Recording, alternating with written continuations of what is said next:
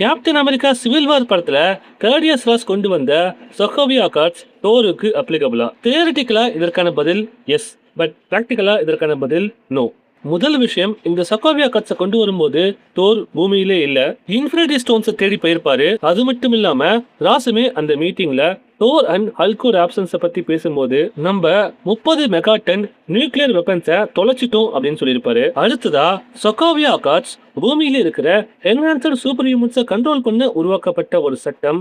But Thor பூமியை சேர்ந்தவர் கிடையாது, ஆஸ்கார்டை சேர்ந்தவர். முக்கியமானது, இந்த சட்டம் எப்போ எஃபெக்டிவா இருக்கும் அப்படின்னு பாத்தீங்கன்னா அதை பிராக்டிக்கலா செயல்படுத்தும் போது மட்டும்தான். இந்த சட்டத்தை மதிக்காதவங்கள, ஃபாலோ பண்ணாதவங்கள லேப்ட் பிரிசன்ல அடைக்க தான் ஈவன் பிளான் பண்ணாங்க. கேப்டன் அமெரிக்கா, அயன் மேன் இவங்களெல்லாம் லேப்ட் பிரிசன்ல அடைக்கலாம். தோரை அடைக்க முடியுமா? வாய்ப்பே இல்லை, உங்களுக்கே தெரியும். அல்டிமேட்டா ஈவன் கொண்டு வந்த இந்த சக்கோவியா கார்ட்ஸ் பூமியில இருக்கவங்களுக்கு மட்டும்தான் அப்ளிகபிள் ஆகுமே தவிர தோருக்கு கிடையாது.